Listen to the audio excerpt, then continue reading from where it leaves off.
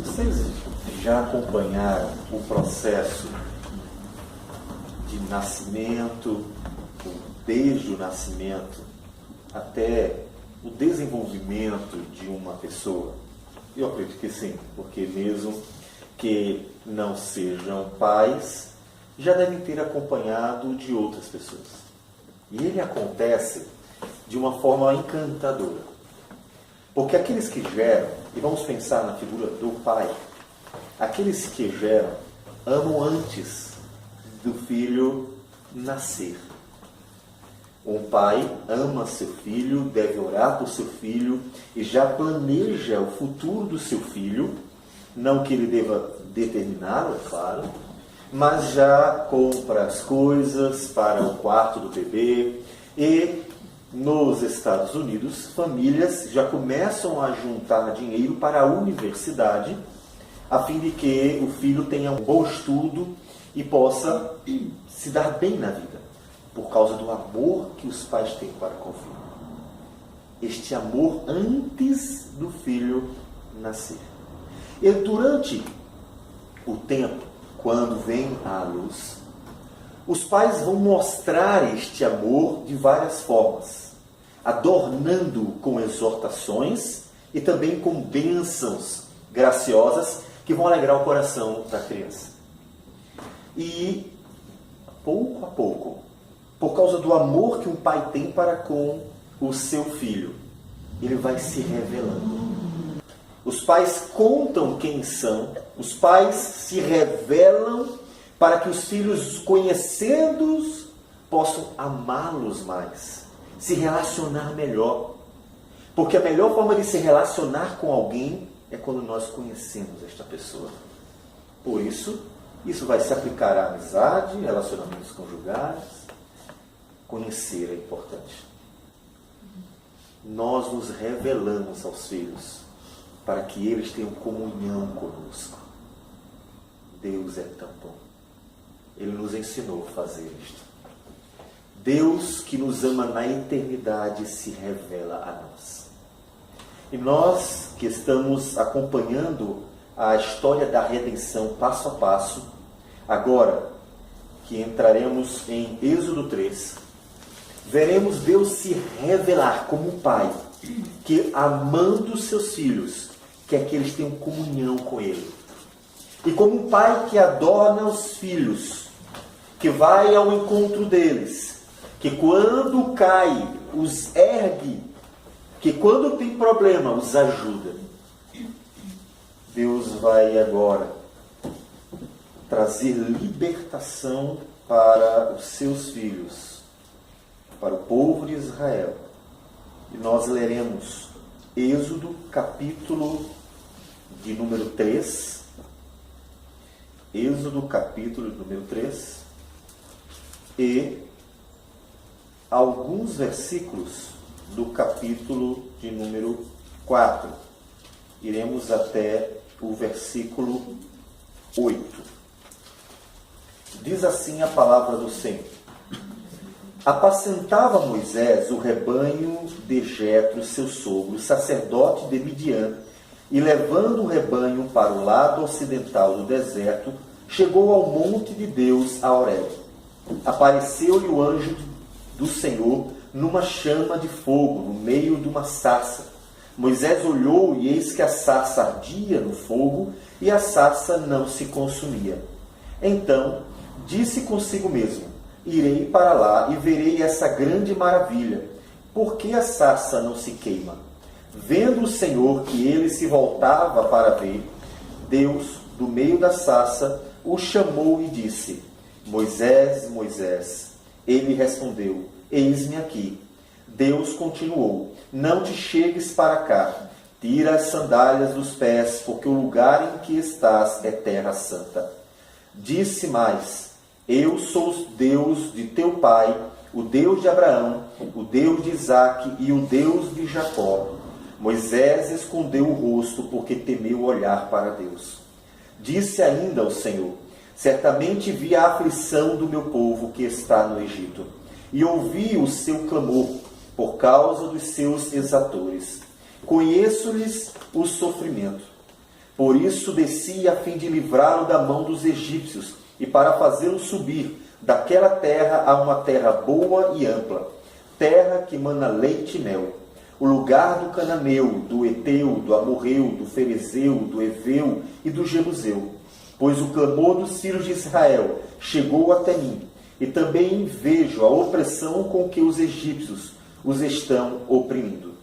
Vem agora e te enviarei a Faraó, para que tires o meu povo, os filhos de Israel, do Egito.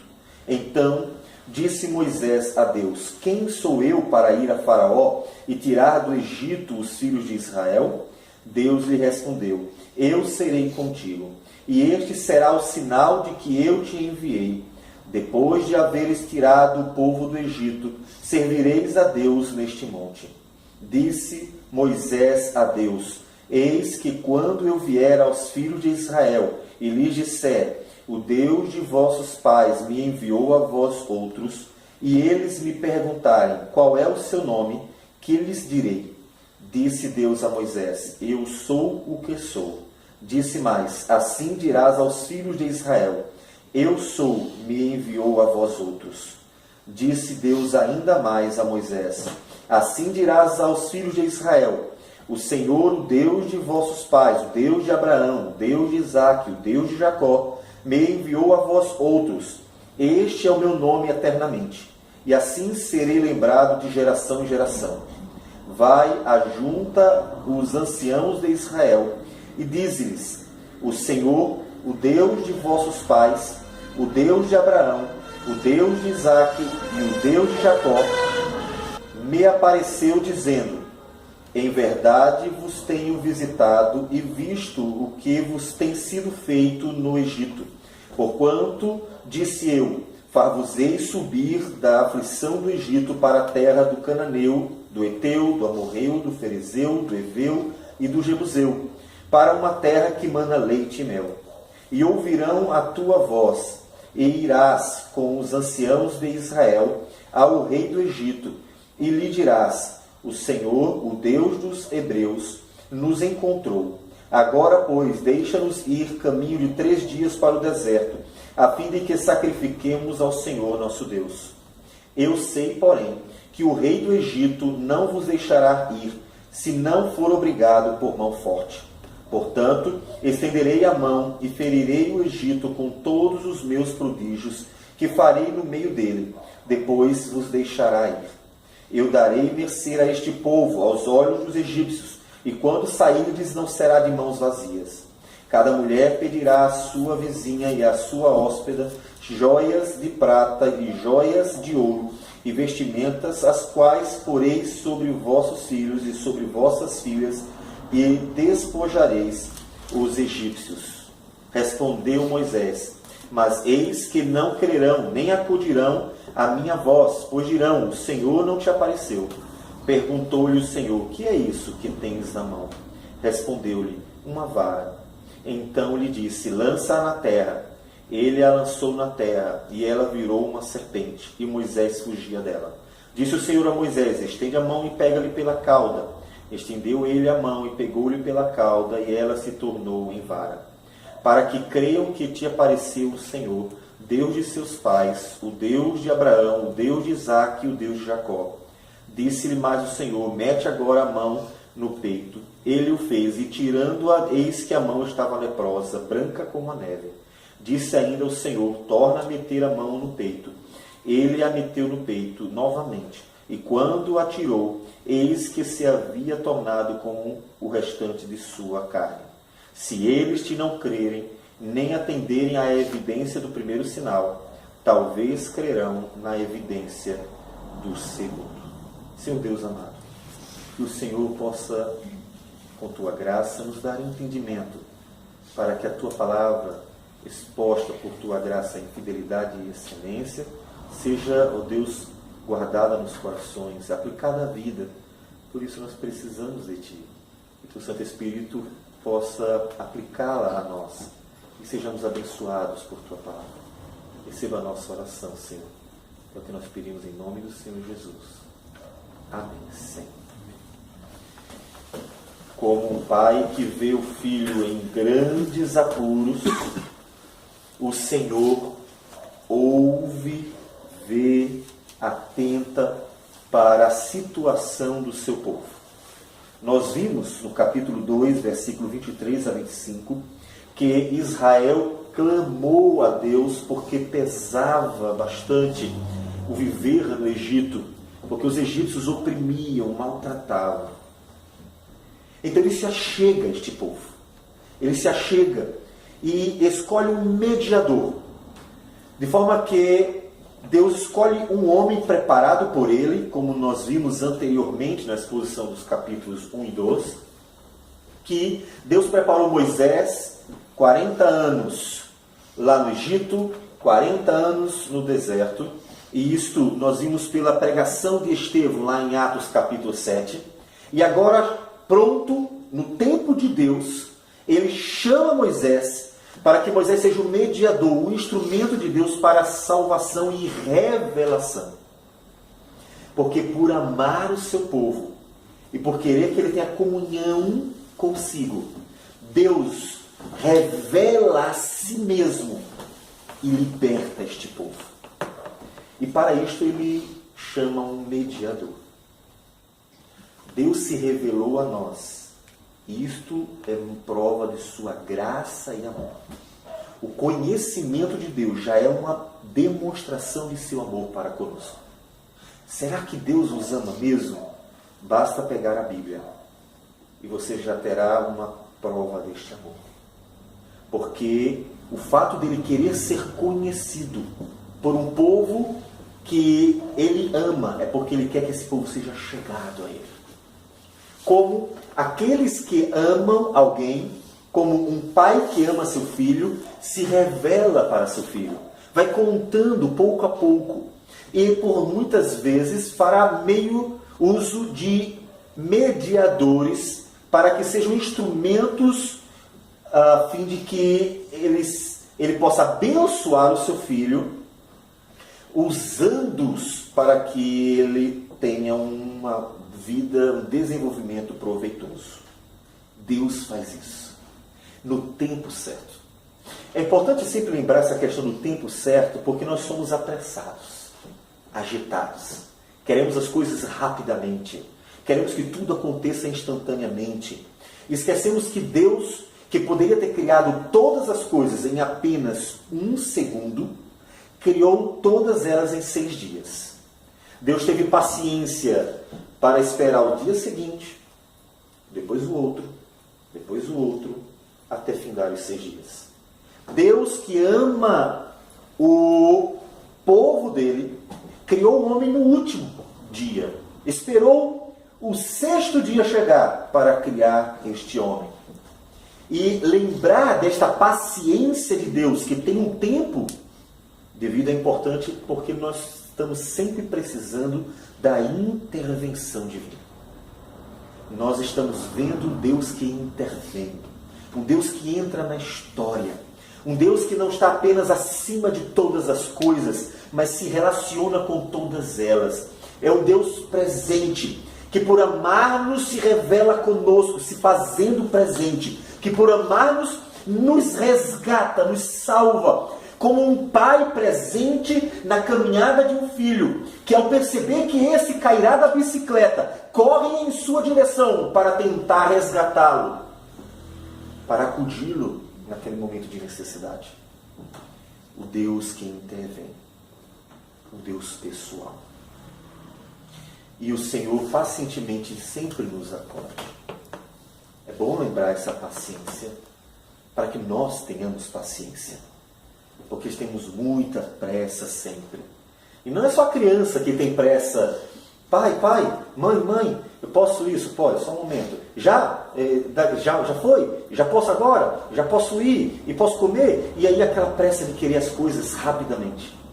A gente termina cometendo erros semelhantes com Deus, mesmo na fase adulta. Algo está incomodando, algum problema está tirando a paz do coração, e então queremos que Deus haja rapidamente. Senhor, já, hoje não. Aí, Senhor, e amanhã já dá? E a gente fica impaciente, ansioso. Razão para, em Filipenses 4,6, o apóstolo Paulo dizer: não andeis ansiosos de coisa alguma. No entanto, faça o quê? Peçam a Deus com orações, súplicas e ações de graça. E a paz de Deus, que excede todo entendimento, guardará a vossa mente e o vosso coração em Cristo Jesus. Isso faz com que a gente aprenda a esperar. Eu já entreguei. E Deus é um Deus que intervém. Deus não é um Deus fora da nossa vida. Deus é um Deus que vem à nossa vida. Deus não é como um pai que assiste de longe os filhos, como que transcendendo a vida deles. Deus é um pai presente, é um pai constante, é um pai que intervém na vida de seus filhos para orientá-los, para ajudá-los, para conduzi-los, para amá-los, para cuidar deles, para acolhê-los, para lutar por eles, porque Deus é um Deus que trabalha para aqueles que nele esperam. E é isso que nós já estamos vendo Deus fazer. O povo sofreu 400 anos. Deus esperou pacientemente até o tempo em que Ele glorificaria o nome dEle e traria alegria para o seu povo, se achegando a este povo, intervindo diante da situação e mostrando seu amor e graça, revelando a si mesmo e salvando este povo. E Deus então chama Moisés para isso. É importante a gente ir aplicando, porque nesse texto e em Moisés há uma constante revelação de Cristo. Porque Moisés é um tipo de Cristo. Aqui Deus chama um homem preparado durante longos anos para ser o redentor de Israel. Porque Moisés será o instrumento para a redenção. Ele estará à frente do povo, tanto salvando, porque é ele quem falará com o faraó, quanto guiando depois. Deus o preparou por um longo tempo. E ele mesmo disse, em Deuteronômio, capítulo 18, no versículo 15, que Deus tinha um propósito com a vida dele, que era maior do que libertar das mãos de uma nação aquele povo, o povo de Israel. O Senhor teu Deus te suscitará um profeta do meio de ti, de teus irmãos, semelhante a mim, a ele ouvirás. Moisés tem um propósito de apontar para o Cristo Jesus libertador. Claro que apontar de forma rudimentar para alguém que é a plenitude da manifestação da revelação de Deus, da salvação de Deus, do amor de Deus. Por Moisés, Deus liberta um povo de uma nação. Por Jesus, Deus liberta o povo do império das trevas, diz Colossenses capítulo 1, versículo 13. E é interessante que o apóstolo João, ele faz algumas correlações. O capítulo 3, versículo 10 diz: vem agora e eu te enviarei a Faraó, para que tires o meu povo, os filhos de Israel. Deus faz a mesma coisa em João, capítulo 6, versículo 38, por meio de Cristo Jesus, que diz: porque eu desci do céu, não para fazer a minha própria vontade, e sim a vontade daquele que me enviou. A mesma palavrinha aparece em um e no outro lugar. Deus disse para Moisés: eu desci para livrar um povo das mãos dos egípcios. Jesus diz: eu desci para fazer a vontade de Deus, que é exatamente livrar o povo dele do pecado, libertar o povo do pecado. Deus diz: eu te enviarei para Moisés. Jesus diz: eu fui enviado por Deus. De forma que Moisés é o perfeito tipo de Cristo, mostrando que o Senhor teria alguém escolhido, preparado, enviado para ser o redentor da nação. Antes de falar da revelação de Deus, é importante lembrar uma observação que o Estevão faz diante disso. Porque o Estevão prega exatamente sobre esse texto, no capítulo 7. E no versículo de número 34, ele diz assim, citando o texto de Êxodo: vi com efeito o sofrimento do meu povo no Egito. Ouvi o seu gemido e desci para libertá-lo. Vem agora e eu te enviarei ao Egito. A este Moisés, a quem negaram reconhecer, dizendo: quem te constituiu autoridade e juiz? A este enviou Deus como chefe e libertador, com a assistência do anjo que lhe apareceu na sarça. Este os tirou, fazendo prodígios e sinais na terra do Egito, assim como no mar vermelho e no deserto durante 40 anos. E Estevão olha para o povo e diz: da mesma forma, Deus enviou Jesus. O mesmo problema que aconteceu com Moisés, que foi rejeitado pelo povo, que anteriormente o rejeitou, negou como libertador, é o mesmo problema que pode acontecer nesta geração, como na geração de Estevão, de negarem Cristo, que fora enviado por Deus para ser o redentor do homem, do pecador.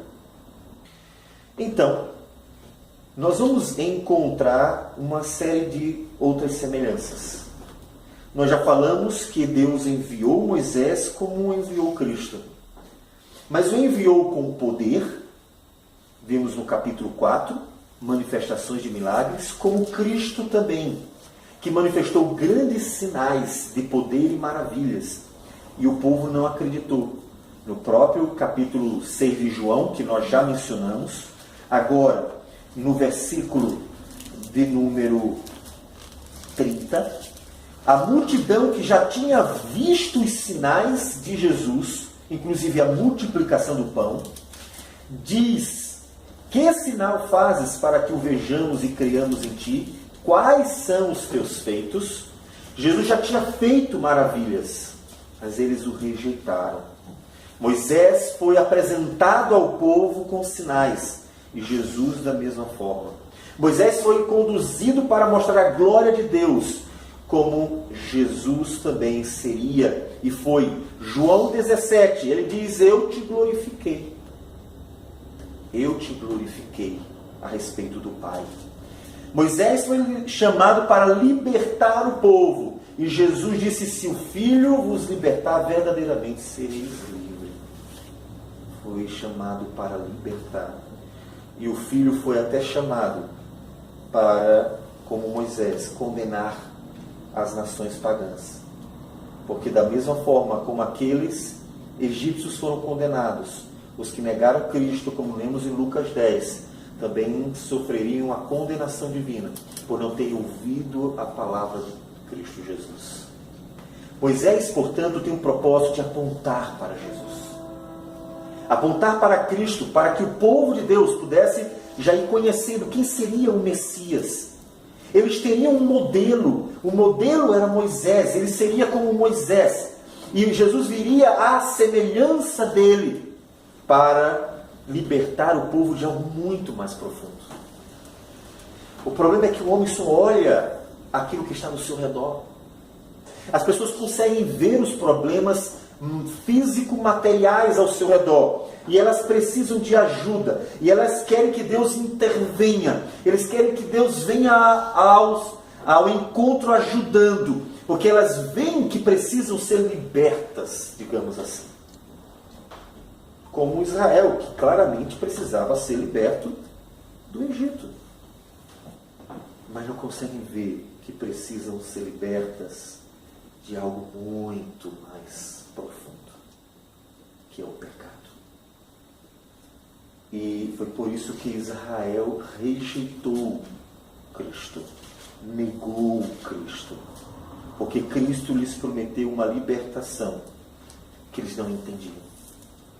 Em João capítulo 8, versículo 34, Jesus diz: em verdade, vos digo, todo que comete pecado é escravo do pecado. Versículo 36, se pois o Filho vos libertar, verdadeiramente sereis livres. A libertação que Cristo veio trazer é de uma profundidade muito maior do que aquilo que nós podemos passar, as necessidades que podemos ter aqui. Jesus veio nos libertar do pecado, mas o pecado que o homem se acostumou de tal maneira que não percebe ser escravo, porque já está preso a eles e gosta de viver conforme este pecado, e não percebe que está sendo subjugado, que está sendo destruído. Da mesma forma que Moisés veio libertar de uma forma definitiva, poderosa, o povo de Israel do Egito, Jesus veio enviado por Deus para nos libertar do pecado com poder, com graça. O amor de Deus vai se revelar por salvação e por autorrevelação de seu ser. E nós podemos ver um pouco quem é Deus. Israel pode saber quem é o nosso Deus. Como nós sabemos quem é o nosso Deus? E Deus graciosamente se revela. E nós podemos ver isto durante a conversa de Moisés com Deus, o de Deus com Moisés. No versículo de número 2, apareceu o anjo do Senhor numa chama de fogo, no meio de uma sarça. Moisés olhou, viu aquele fenômeno, e diz o versículo 3 que ele viu uma maravilha. Deus é um Deus de maravilha. Observe que Deus se revela por atos. Nem sempre Deus se revela nos dizendo conceitos, mas Deus costumeiramente se revela mostrando seus atos, quer atos criativos, atos redentores. Deus faz alguma coisa e mostra seu ser, sua natureza. Ele faz um ato de bondade e nos mostra, ele é bom. Ele fez uma maravilha, revelando ao seu povo, Deus é um Deus de maravilhas. É um Deus que faz coisas extraordinárias. Ele está contando. Agora o povo sabe que Deus é um Deus que faz coisas que nenhum outro Deus criado pelos homens pode fazer. Ele faz maravilhas que não se podem criar a partir da vontade humana. É um Deus de maravilhas. Este é o Deus de Israel. No versículo 5 e versículo 6, já tendo conversado com Moisés, Deus diz: não te chegues para cá, tira a sandália dos pés, porque o lugar em que estás é terra santa. Era santo porque Deus estava presente ali. A presença de Deus é quem santifica o lugar. Jesus, em certo momento, no capítulo 23 de Mateus, adverte, exorta o povo e condena com palavras imprecatórias os fariseus, os escribas, dizendo que Deus é quem santifica o altar, é quem santifica as coisas. O lugar era santo porque Deus estava lá. O Deus de Israel é o Deus santo. Não é o Deus das imoralidades, como Baco, um dos deuses gregos. Não é o Deus da perversão. Não é o Deus que aceita coisas erradas, como Baal e tantos outros deuses daquelas nações dos cananeus. É um Deus santo. É um Deus puro. Quando Deus continua dizendo: eu sou o Deus de teu pai, Moisés esconde o rosto porque temeu olhar para Deus. Deus é um Deus santo.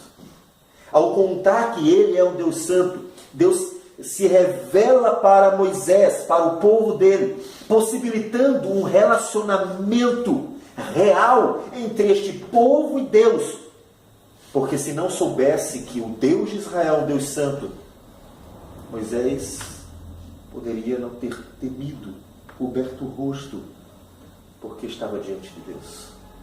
Como nos povos pagãos, as pessoas fazem tudo o que convém ao próprio coração, dizendo estarem querendo satisfazer, agradar os seus deuses, obras de suas imaginações.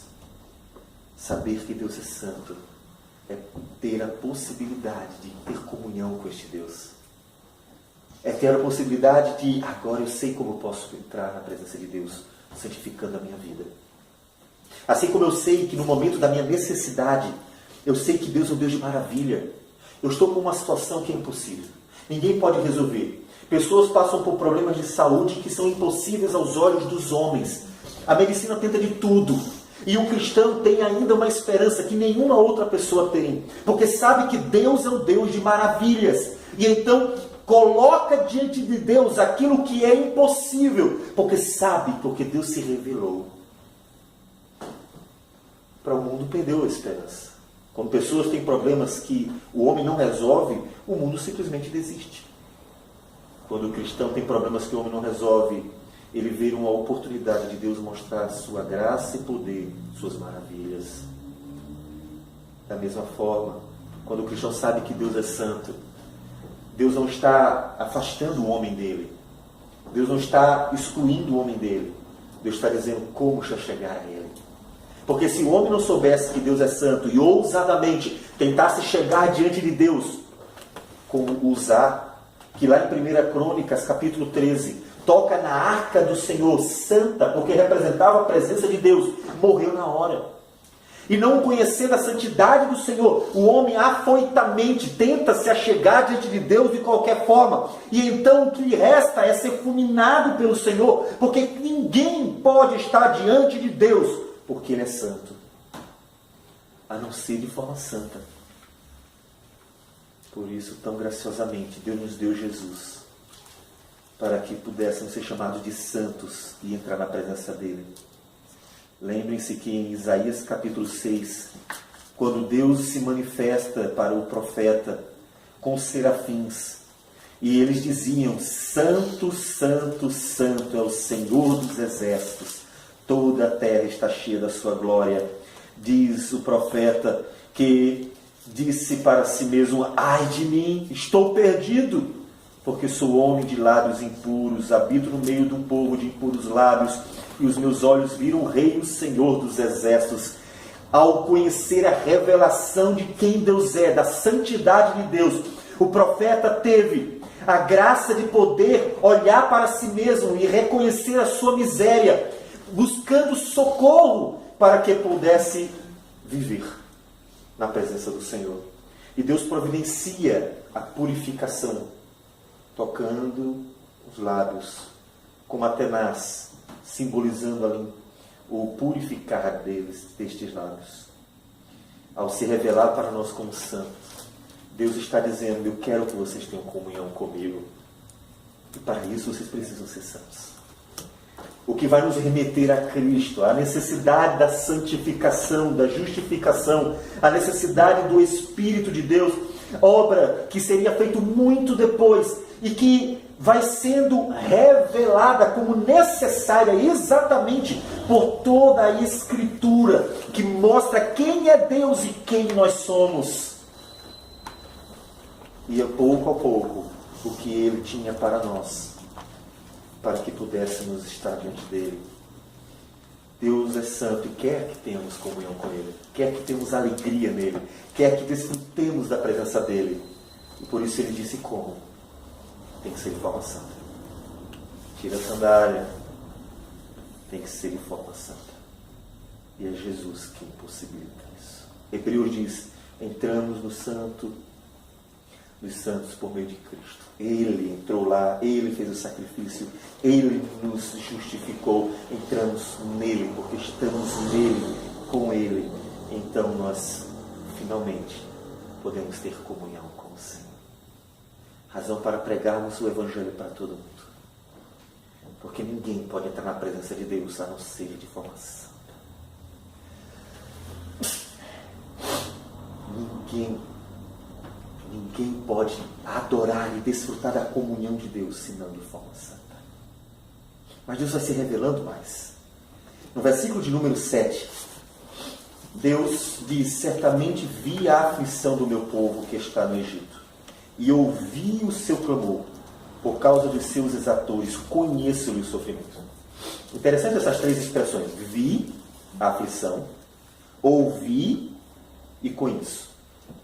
Perceba que há uma pessoalidade. Deus está perto, Deus está interagindo. Deus se revela para Moisés: eu sou Deus pessoal. Eu estava vendo vocês. Eu estava vendo a vida deles, do povo. Eu estava ouvindo o clamor. Deus se revelou para Moisés como um Deus pessoal, como um Deus que interage, que se relaciona. Inclusive pelo fato de estar aqui dialogando com Moisés e revelando a si mesmo para que Moisés conhecesse a Deus. Deus é um Deus pessoal que quer ter comunhão conosco. Lembre-se que Moisés não foi ao encontro de Deus. Deus foi ao encontro de Moisés, manifestando aquela maravilha que o atraiu. E então começou o diálogo, revelando-se para ele. Deus quer que você tenha comunhão com ele. Como pessoas que se amam, querem buscar uma comunhão, num diálogo, num relacionamento de conhecimento mútuo, por meio da autorrevelação. Para que o outro conheça você, você precisa se autorrevelar, revelar a si mesmo para o outro, porque você quer que haja comunhão. Quando nós queremos ter comunhão uns com os outros, nós nos revelamos para o outro, nós contamos quem nós somos, nós revelamos nossos gostos, nós mostramos nossa vida. Deus se revelou para que haja comunhão. Ele é um Deus pessoal. Por isso é um Deus que você deve buscar para ter um relacionamento, para realmente dialogar em oração, para ouvir a sua voz pela palavra que fala o nosso coração, pois o Espírito comunica, fala por meio dela. Você deve buscar a Deus para ter este relacionamento, porque Deus não é o Deus que criou tudo e foi embora. O Senhor é o Deus que criou todas as coisas para a sua glória e quer interagir com elas, pois é a sua vontade ter comunhão com seus filhos. Deus é um Deus pessoal. E Jesus é a manifestação maior, mais plena, é a manifestação última da pessoalidade de Deus e do propósito dele de ter comunhão conosco. O apóstolo Paulo, em Colossenses 1,15, diz: ele é a imagem do Deus invisível. No capítulo 2, versículo 9, ele diz: nele habita corporalmente toda a plenitude da divindade. Ele é o Deus conosco e andou entre nós, comeu, dormiu, sorriu, chorou, ouviu os pedidos, clamores, se compadeceu até que morreu e ressuscitou para nos salvar. Jesus é a manifestação última da pessoalidade de Deus, que deseja ter um relacionamento com o seu povo, uma comunhão com sua igreja. Então, por que perder tempo e por que desprezar esta graça tão maravilhosa, disponibilizada em Cristo Jesus para termos comunhão com Deus? Quanto você fala com Deus? Quantas vezes você busca o Senhor? Quantas vezes você conversa com Ele? De um dia inteiro que você conversou com N pessoas neste mundo, no trabalho, na universidade, em casa. Quantas vezes você conversou com um Deus que se auto-revelou como Deus pessoal e manifestou esta pessoalidade em Cristo e fez por nós aquilo que precisávamos, justificando-nos para que nós pudéssemos ter comunhão com Ele? Quantas vezes você busca este Deus? Quantas vezes você conversa com Ele? Quantas vezes você busca comunhão com o Senhor, que em Cristo nos achegou a Ele? E pelo Espírito, Paulo diz em Romanos 8, que nos conduz a falar com Ele de forma que convém. E nós perdemos às vezes tanto tempo. É como um filho que, tendo o pai em casa, dá mais valor aos amigos do que à própria família e perde a oportunidade de conhecer o pai que o gerou, que cuida, que ama e que procura dar direção para a vida. Quando chega na fase adulta, o filho, já mais maduro, percebe que desperdiçou tanto tempo da vida para conhecer, que deveria ser usado para conhecer o pai. Desperdiçou. O pai estava em casa e depois de velho é que vai procurar ter o conhecimento que não adquiriu durante anos, porque não foi atrás. Conheça Deus, ouvindo a sua palavra, converse com Deus, tenha comunhão, porque Ele é o Deus pessoal, Ele quer, é a vontade dEle, por isso Ele se auto-revelou para o povo dEle. Um Deus gracioso, quando Ele diz que eu desci para livrá-lo e para ainda abençoá-lo dando uma boa terra ampla, Deus está mostrando sua graça. Porque, no final das contas, que obrigação Deus tinha para com este povo? Que obrigação? Deus poderia escolher qualquer pessoa de entre os filhos de Abraão para deste cumprir a sua promessa. E Deus graciosamente vai libertar um povo sofredor, que não merece nadinha. E como nós sabemos que este povo não merecia ser liberto, como nós sabemos que este povo não merecia esta salvação, basta ler o resto do livro de Êxodo, Números, Deuteronômios, e nós vamos ver quantas vezes este mesmo povo, agraciado pela autorrevelação de Deus, que veio para intervir, resistiu a Deus, foi contrário, virou o rosto, as costas, e pecou em N vezes contra o Senhor. Um povo que não merecia, mas um Deus de graça. Deus mostrou. E esta revelação da graça divina, ela é completamente confortante. Porque com certeza, em muitos momentos da vida, mesmo conhecido Cristo, nós nos sentimos indignos de estar na presença dele. Porque somos indignos. E quando pecamos, vem à tona a lembrança dessa indignidade. Até que lembramos da graça que foi manifesta em Cristo, que nos justificou, e que nele nós podemos buscar o perdão, podemos buscar o auxílio, e podemos continuar andando com Ele, porque Ele é um Deus de graça. É um Deus que acode, ajuda, anda, não com quem é bom. Como disse Jesus, não vim buscar justos, mas pecadores. Um Deus de graça. Deus se revelou como um Deus de graça.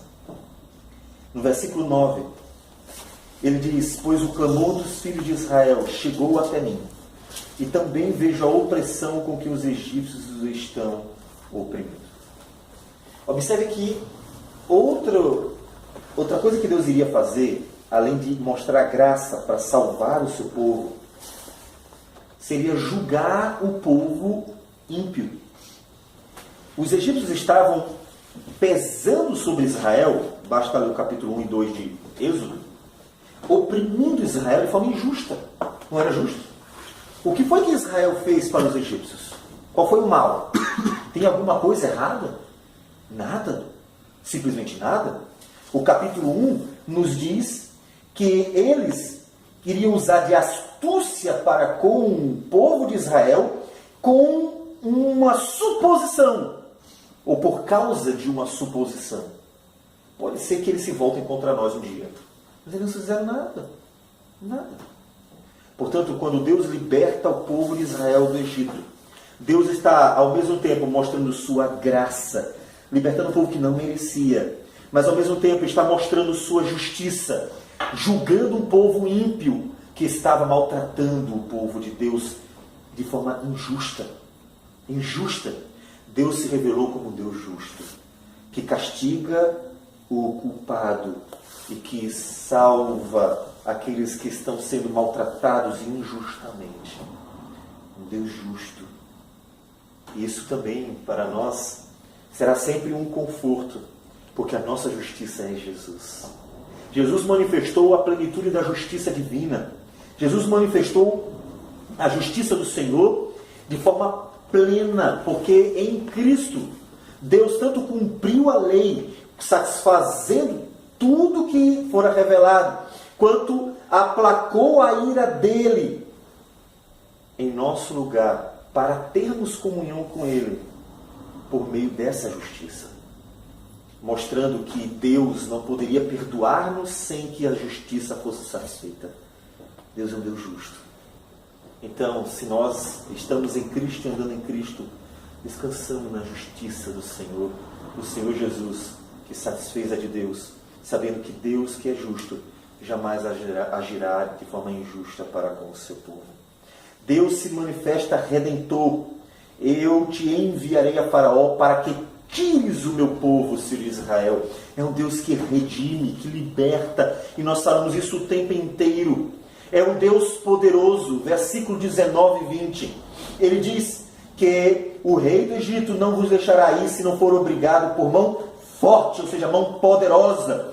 Portanto, estenderei a mão e ferirei o egípcio com todos os meus prodígios que farei no meio dele. Depois vos deixará ir. Um Deus de poder. Se nós precisamos do auxílio do Senhor e se nos sentimos pequenos diante de um mundo opressor, se as situações da vida se mostram demasiadamente grandes diante de nós, nós sabemos que a nossa debilidade ela é superada pelo poder de Deus. Lembre que para Paulo, que foi surpreendido por um problema, para que não se ensoberbecesse, em 2 Coríntios 12, Deus diz assim: a minha graça te basta, porque na fraqueza se manifesta, se aperfeiçoa o meu poder. Deus manifesta seu poder na fraqueza de um povo. Deus diz para o seu povo: eu sou Deus de poder. Podem descansar em mim. Saber que tem um pai que cuida. Um filho que sabe que o pai tem capacidade de cuidar dele em todos os âmbitos. Que tem, entre aspas, poder para protegê-lo dos inimigos. O filho fica mais tranquilo. Para onde os filhos correm quando sabem que estão em perigo? Para o pai. Porque eles sabem que este pai pode abrigá-los, socorrê-los. Deus diz: eu sou Deus de poder, se abriguem debaixo de minhas asas. Cheguem para cá, meus filhos, porque eu os protegerei, eu os livrarei, eu os guardarei. E estudando a um povo a graça de poder descansar no poder de Deus. Mas aí no capítulo 4, ele vai confirmar a revelação. Os sinais que são dados a Moisés são uma confirmação da revelação que já fora dada. É assim que nós devemos olhar os sinais feitos pelos profetas do Antigo Testamento, pelos apóstolos do Novo Testamento e pelo próprio Cristo.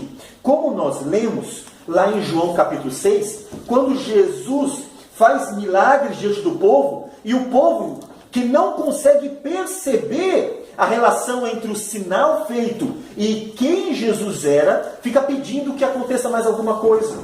O propósito dos sinais e maravilhas feitos em toda a Escritura, o propósito maior, o propósito não é satisfazer necessidades e caprichos pessoais das pessoas de Israel, do povo, mesmo o povo de Deus.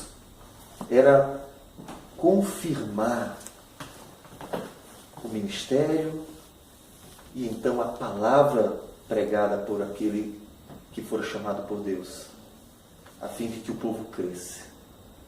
Esse era o propósito último, era o propósito maior. Os milagres alegraram o coração de muita gente, com certeza. Mas acima disso, eles confirmaram que Deus havia enviado aquela pessoa. Quando o profeta foi até a viúva e morre o menino, e ele ressuscita o menino, a mulher que recebe diz: agora eu sei que você realmente é um profeta de Deus. Os sinais tinham este propósito. E é exatamente isso que Deus diz. Versículo 5, capítulo 4. Para que creiam que te apareceu o Senhor. Versículo 8. Se eles não crerem, nem atenderem à evidência, ao que é o sinal, é uma evidência, talvez crerão na evidência do segundo. Uma evidência de quê? de que Deus o apareceu, de que Deus o chamou, de que Deus o enviou, de que Deus vai libertar o povo, de que realmente o Deus Criador dos céus e da terra, o Deus de Abraão, Isaque e Jacó, havia chamado Moisés. A evidência disso. E aí ele ainda dá mais um sinal para que em 3 sinais se confirme tudo. É interessante pensarmos nos 3, porque segundo Deus, toda palavra se confirma por 3 testemunhas. Toda palavra. Diz o próprio Deus aqui no Pentateuco, que toda palavra entre os homens deveria ser confirmada por 2 ou 3 testemunhas. E é interessante que isso vai acontecer na Escritura inúmeras vezes, como aqui. 2 ou 3 testemunhas confirmariam a palavra de Moisés. Ou seja, 2 sinais, a vara transformada em serpente, a mão que é colocada dentro da roupa e transformada e fica leprosa, e o terceiro sinal que seria a água se transformar em sangue. Se os 2 sinais não fossem suficientes, teria um terceiro. Então, 2 ou 3 testemunhas confirmariam o chamado de Moisés. Esses seriam as testemunhas, os sinais.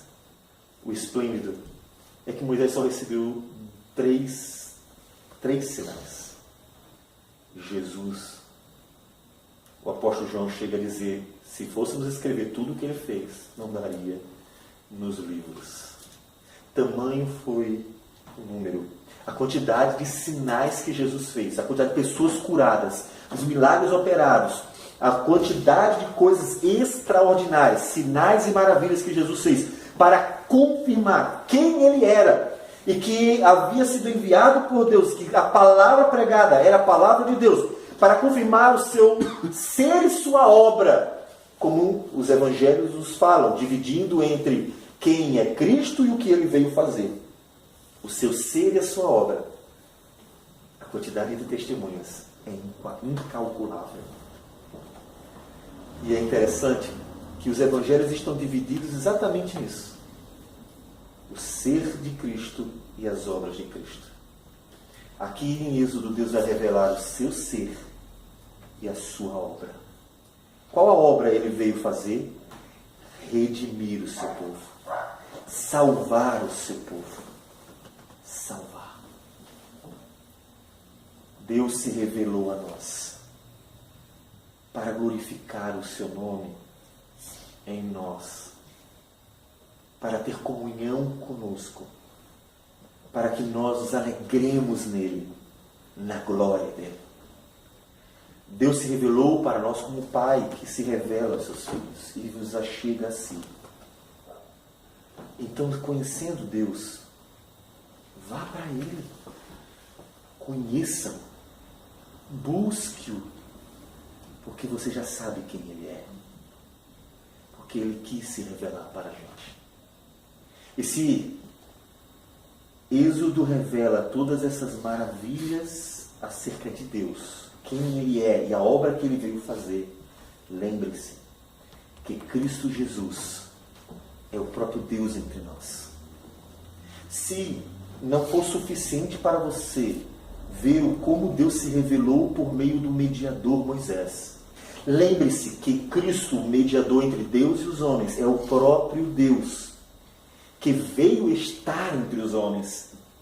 E veja nele uma infinidade de testemunhas que mostram o ser dele e as obras que ele veio fazer. A obra que ele veio fazer, salvar o seu povo. E vá para ele. Porque o propósito não é apenas que você agora saiba algo sobre Deus. Puxa, depois de tudo isso, agora eu sei algo sobre Deus. Deus faz isso, Deus faz aquilo outro. Agora eu sei alguma coisa sobre Deus. O propósito é você ter comunhão com Deus. É você ter um relacionamento com Deus, andar com Deus, porque é para isto que nós estamos indo, para uma eternidade de comunhão com Ele, de relacionamento com Ele. Deus não quer apenas doutores que sabem coisas sobre Deus. Deus quer um povo que conhece Deus e, portanto, sabe andar com Ele. Como acontece entre as pessoas que, após conhecer a outra e se agradando do que conheceu, passa a andar junto. É o que acontece com os relacionamentos em geral. Deus se revelou a nós para que nós saibamos como andar com Ele, para que nós tenhamos comunhão com Ele. Então ande com Deus. Não basta saber algo sobre Deus, ande com Deus. Porque se Ele se revelou para nós, é porque Ele quer que andemos com Ele, em Cristo Jesus. Então vá para Ele e passe todos os dias com Ele. Fale com Ele todos os dias, porque não há tempo para isso. Qual é o momento de falar com Deus? Qual é a ocasião? Será que é preciso? Será que apenas no nosso quarto, escondido no culto, nós podemos falar com Deus? Busque o Senhor como quem tem prazer nele. Porque Deus se revelou a nós por querer que nós tenhamos prazer nele, alegria nele. E se Ele fez isso, é porque Ele quer também ter alegria em nós, em ver a nossa alegria nele. Então faça isso o tempo inteiro. É assim que se enche do Espírito. Viver uma vida com Deus, andando com Deus, como Enoque, Noé andaram com Deus. De um diálogo constante, que, é claro, estará sempre atento a ouvir as doces palavras do Senhor. Como os salmistas contam acerca da palavra do Senhor, a palavra de Deus.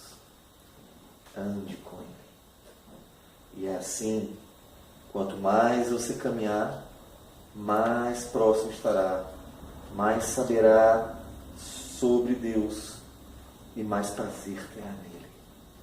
Mais alegria, porque quanto mais você conhecer a Deus e quanto mais você se chegar a Deus, mais você vai desfrutar das maravilhas deste Deus, do conhecimento e da vida que Ele tem para dar.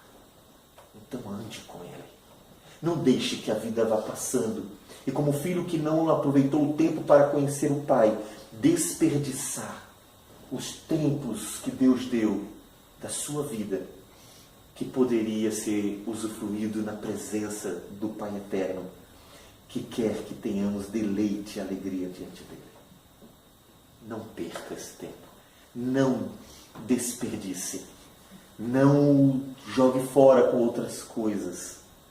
Porque o Pai Celestial, em Cristo, Ele quer que tenhamos comunhão com Ele.